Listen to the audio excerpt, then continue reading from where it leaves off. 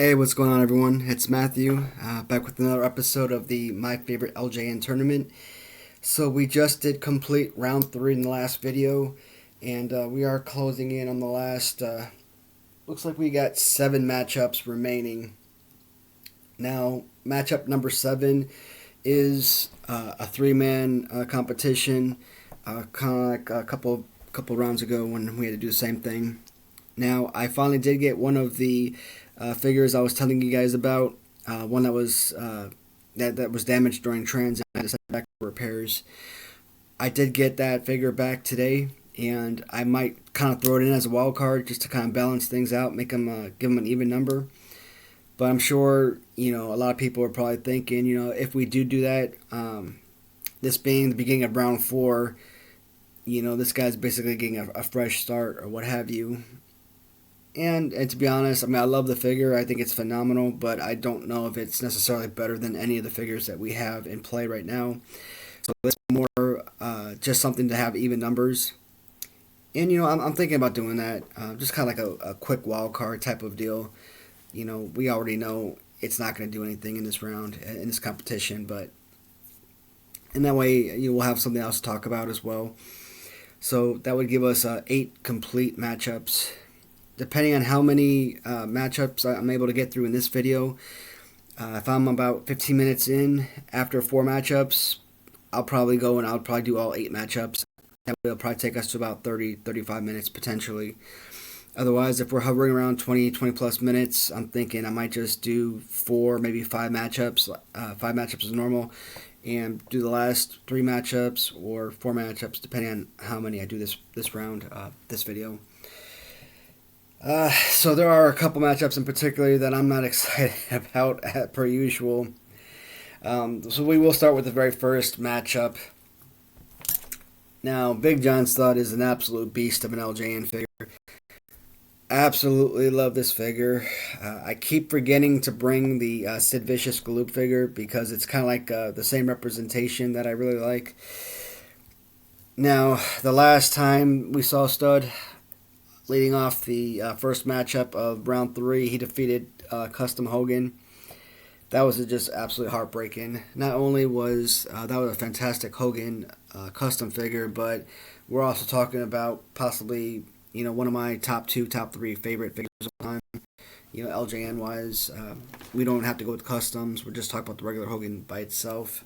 And that custom figure, the one I got from Move Over Swanson on eBay, phenomenal figure from a phenomenal seller, so I wasn't surprised that he at least made it this far.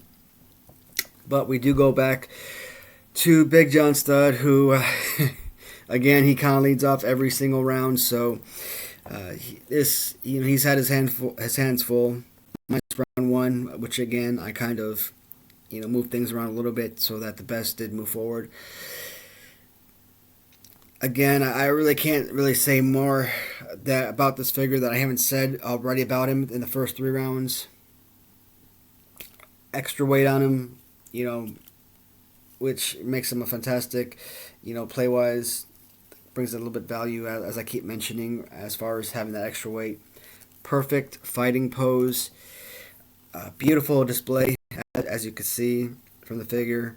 This one isn't mint condition, but it's, for 30, I don't know, was it 30, so 1984, 1985, so 85, we'll call it a 37-year-old figure. This figure came out when I was born. That's crazy. 37 years. Beautiful, beautiful figure. Absolutely love it. Definitely one of the elite figures. Not just a great figure, it is an elite figure. And he is going up against another elite figure. And I don't remember who Greg Valentine defeated last round. Okay, so Greg Valentine defeated Andre number 2. You went back-to-back matchups, which was absolutely heartbreaking. Because, these aren't just plain customs. These are original LJNs. And having Stud, Hogan, and then Andre and Greg Valentine back-to-back, losing 2 elite figures back-to-back was gut-wrenching. And just kind of, getting a feel for the figures, when I started kind of playing with them a few weeks back, just kind of, again, you know, not only get a feel for them, but just so I have something more to talk about. I really can't say too much about playability as far as being a kid because again, I never had these as a kid, but they're just incredible pieces, and I absolutely love them. And when I first heard of LJNs, I think a lot of people kind of fall in the same boat. So I was watching a Netflix series, The Toys That Made Us, and I knew they were going to talk about the Hasbros. I had Hasbros. I loved Hasbros, and I was kind of looking forward to that. And when they started talking about 8-inch rubber figures, I'm like, didn't know anything about them. I don't even know if I've even seen or heard of LJN. Well, I probably heard of them. I mean, I wasn't familiar with them at that time, but doesn't mean I didn't hear about them in the past. And I just had a feeling that this would turn out to be something like, I kind of use like Storage Wars as an example.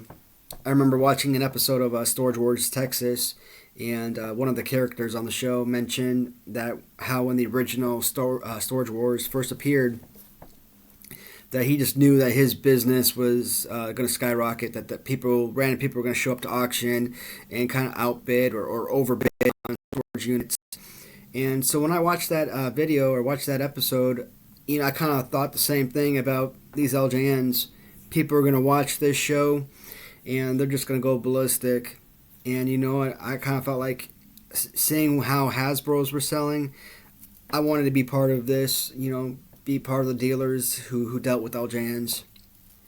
And so, I figured I'd try to, buy, a little more inexpensive figures and see what I could get for them. Problem is, just like I told you with the Nikolai Volkov, the very first figure I ever bought, got the figure, held it in my hand, I'm like, dang, they got me. Because I was absolutely in love. It was just a fantastic figure. Absolutely loved it. And I haven't looked back since. So now, yeah, I do have a number of LJNs up for sale, but that's because I've got like a million duplicates. Sometimes I buy them individually. Sometimes I buy lots, and I might get a lot of 10 for like $300. And there's really only like 1 or 2 figures in there that I actually want. So I do have a bunch up for sale, and it's because, of all the duplicates. But with that being said, moving back, kind of went off track there. But I did play with this and absolutely love this figure. And again, talking about playability, what do I always talk about? I talk about body slams, because to me, you have to have that pose. I can't stress that enough. And both of these figures, again, they have that pose in spades. Absolutely amazing figures. I love them both. For whatever reason, Greg Valentine is oddly tall, and he's taller than Andre the Giant. And I think Big John Studd is about the same size of Andre the Giant as far as the figures are concerned. And he's even taller than Studd as well. I really don't know of any figure other than maybe Paul Orndorff that might be, this tall. I don't know if that was unintentionally. So let's move forward and give an answer. Who do I like more going forward? He eliminated Andre the Giant, an absolute favorite. Big John Studd eliminated Hogan, another absolute favorite. And now one of them are going to eliminate another absolute favorite. If we just threw a bunch of names in a hat and just kind of dug them out, and maybe these guys wouldn't face off. Maybe they both make it all the way to the final 2. Who knows? Perfect figures. Absolutely love them. I hate saying goodbye to them. This was something, if they were in the last 2, last 4, last 6 even, I could have lived with it, but at the end of the day, I think the man with my favorite pose, there is no choice in the matter. Big John Studd does have to move forward. I mean, if Studd is going to eliminate Hogan, there's just no way he cannot eliminate a fantastic figure, absolutely. but just not as good a pose as Big John Studd. Big John Studd moves to, was it round 5, I believe? Yep, so we completed round 3, we're on round 4. Big John Studd is going to round 5. The next matchup is going to feature another couple favorites, and that is going to be SD Jones and King Kong Bundy. Now, we'll start with Bundy himself. Now, the fact that one of the favorites with probably one of, I don't want to say the worst, but definitely one of the worst fighting poses has made it all the way to round 4 and is still a legitimate contender to move forward to round 5 and beyond. It just speaks volumes about how much I enjoy using this figure. Again, the added weight is just awesome. I mean, this isn't just a toy. This is an absolute, weapon right here. King Kong Bundy is a beast. I absolutely love this figure. And going back and just rewatching some old YouTube videos, some of his matches, I don't know, for a man his size, I think he's like 400, 450 pounds. He's pretty agile for a big guy. The way he moves around the ring, he definitely sells it. Watched him in a match with Andre the Giant, and just two giants going at it, just crazy. Again, a very simple figure, pure black. Whenever you find this figure, and he's got massive paint loss, it's just a really simple repaint. Not that much to it, and that facial expression, I'm just a huge fan of that. That's just incredible. Even the back of the neck, just, the folds and everything, he's just a beautiful figure. I love it. It's just crazy, phenomenal. Now, the hardship of this round is that he is going against SD Jones. Now, the SD Jones red shirt, pose is great. Same figure as this one. But the blue and red just didn't really do it for me. I do have a duplicate of, technically I got a duplicate of both of these figures, but I use the red shirt SD because, again, I like this one more. I value this one a lot more. So the Hawaiian shirt, it really makes the figure pop. And, again, as far as pose, he might be in the top 10 list. Throw a number off the top of my head. I want to say my 8th favorite pose of all the LJN figures. Definitely a great figure. Not just a great, again, just like Hogan and Andre the Giant, pick your 3, and one of the 3, it doesn't matter. Stud. Who else we got? Greg Valentine. Yes. Even the man with the horrible pose, I consider to be an elite figure. But SD Jones is absolutely an elite figure based on pose alone. But as you can see, with Bundy moving forward 4 rounds already, this figure alone is making this terrible pose work. Is he going to win the whole competition? Is he even going to make it past this round? That's questionable. Again, because of this amazing pose, I love the colors. And I really enjoy using them. When I finally got the red shirt duplicate, I finally threw him into a Royal Rumble and actually made him and Kamala. They were towards the beginning of the Royal Rumble. They were the last 2, and I ended up making him my Royal Rumble champion. So, it was a lot of fun to use this guy, and just a fantastic piece. We are hovering around 14 minutes right now, so I don't think we're going to be able to get all 8 matchups in this video, so we'll probably do 4 and 4. That way we'll make it even out. So real fast, because I want to get through at least 2 more matches in the next 10 minutes or so, 5 to 10 minutes. This is an absolute killer. But yes, the guy, we know how much I love my poses, and like I said, King Kong Bundy is just absolutely making it work. Oddly enough, George the Animal Steel, another great figure with the same pose, couldn't make it past round 1, yet King Kong Bundy is going all the way to round 5. That just shows you how much of affection I have for this figure itself. King Kong Bunny over SD Jones. Number 3 is going to be, well, this one is kind of an unfair competition. So, first off, we got manager Freddie Blusi. The 60-plus-year-old man, a manager, and again, one of the premier poses. Based on pose, this is a top 10. I use him as a wrestler because I have a duplicate. Very similar to SD Jones. Actually, they might actually have an identical pose. Obviously, just mirrored each other. But one arm out with the fist, the other arm out, open hand.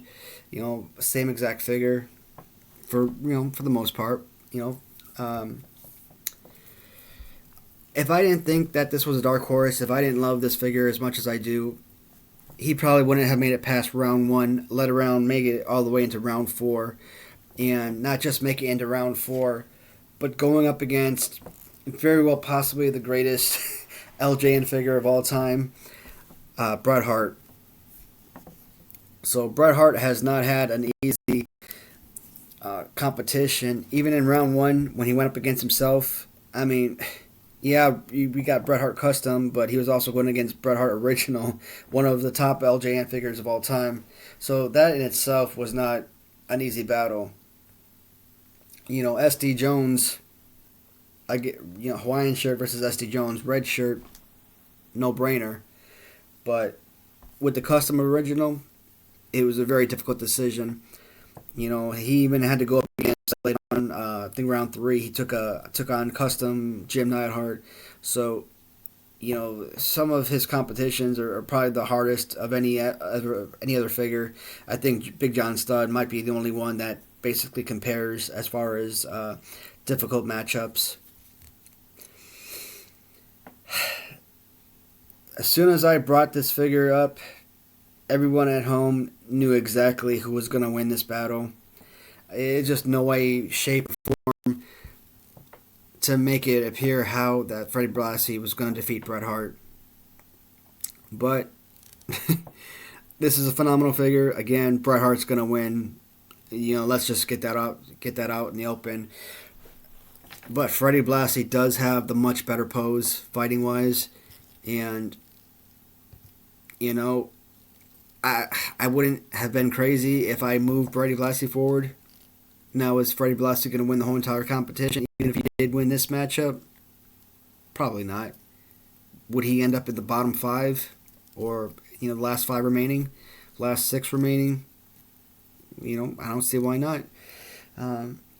So 8 matchups or, 16. Yeah, I could see him making it through one more round and possibly being in the last 4 or so. But it's not going to happen.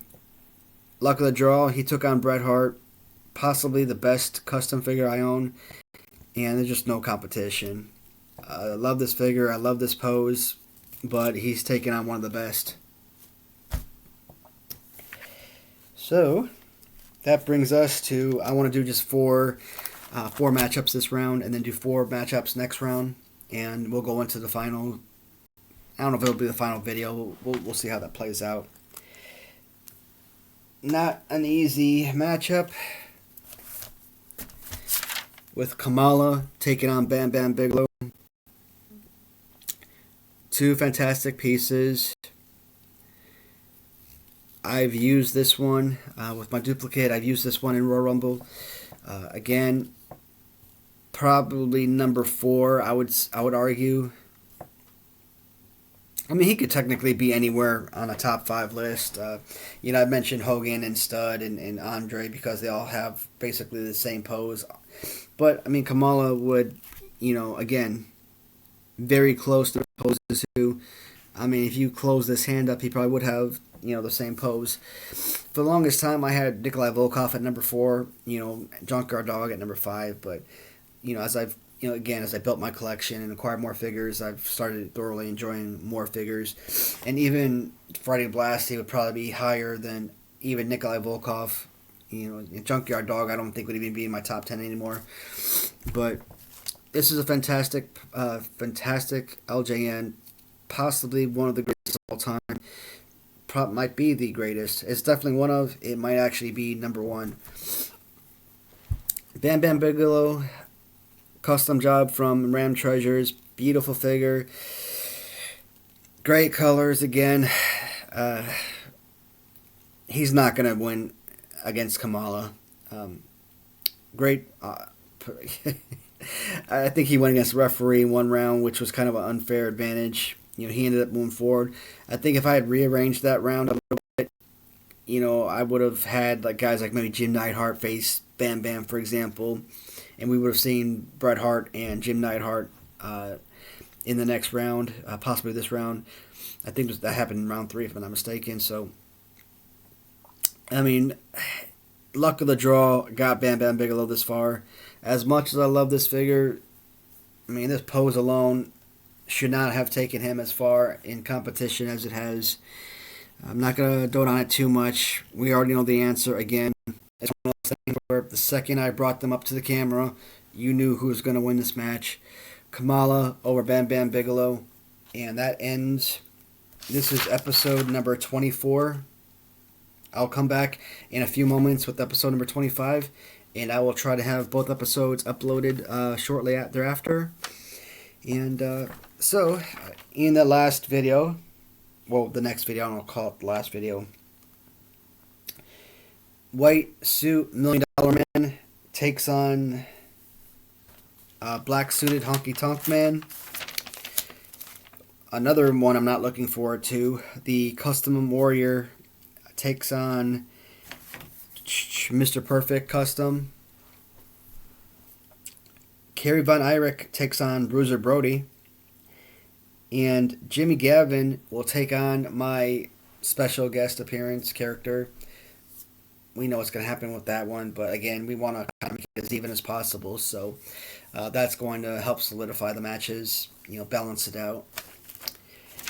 So I will close the video here, guys, and I will be back momentarily with the next clip.